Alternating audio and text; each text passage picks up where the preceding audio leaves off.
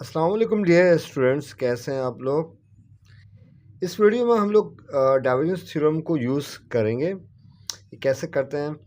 अब इसके लिए मैं एक सवाल आपको दिया है, let sigma be the surface of the cube shown in figure. ये मैं फिगर दिया हुआ है, ये क्यूब बना हुआ है हमारे पास, और एक्स जो है इसके जो लिमिट है 0 to 1 है, वाई की जो लिमिट 0 to 1 है, जेड की लिमिट 0 to 1 है। ठीक है, यानी यूनिट क्यूब हमें गिवन है और सिग्मा हमारे पास सरफेस है। हमारे कितने सरफेस होंगे?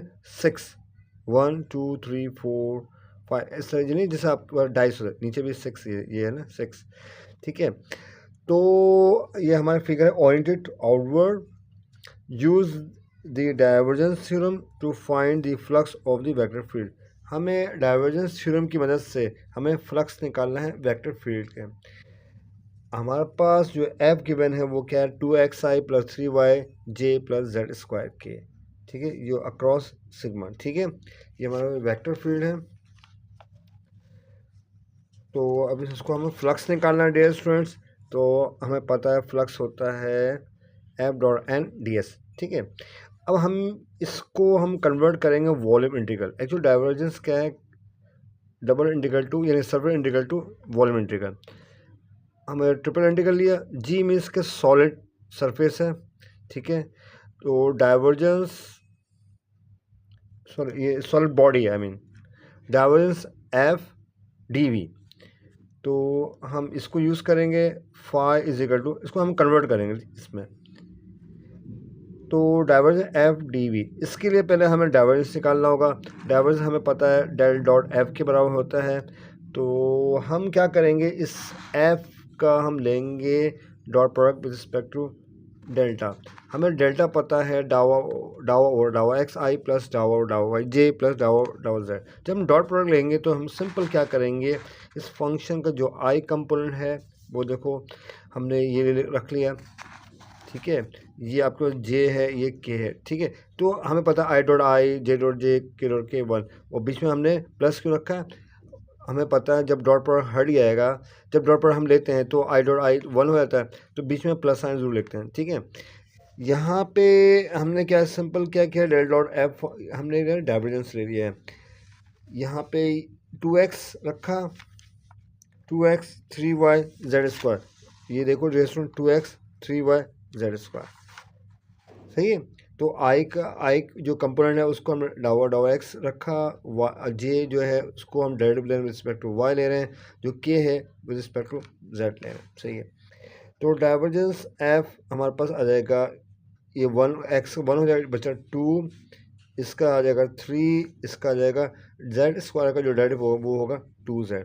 2 + 3 5, 5 + 2z। अब ये 5 + 2z हम कहाँ रख देंगे?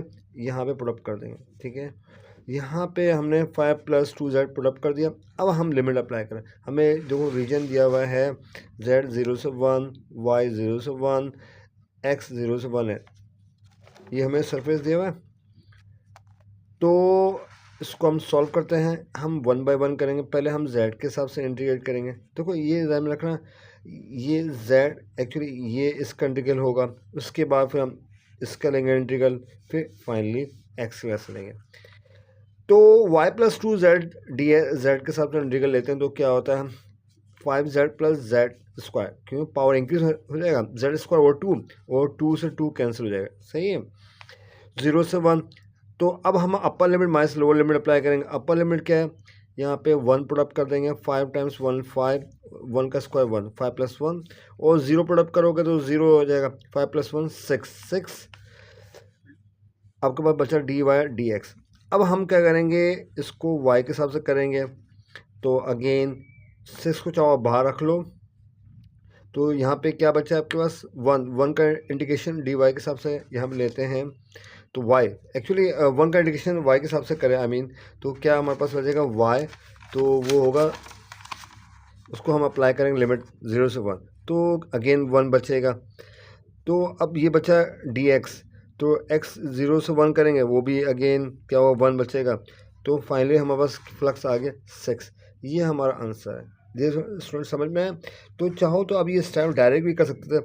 हमें वाई की जो करना है इंटीग्रेशन, पहले वाई के हिसाब से करेंगे। तो यहाँ पे क्या आएगा वाई, तो अपर लिमिट अप्लाई करो 1, तो 6 टाइम्स 1 इज 6 हो जाएगा। फिर अगेन अब उसके हम एक्स के हिसाब से करना है, तो वो भी आपका 1 बचेगा।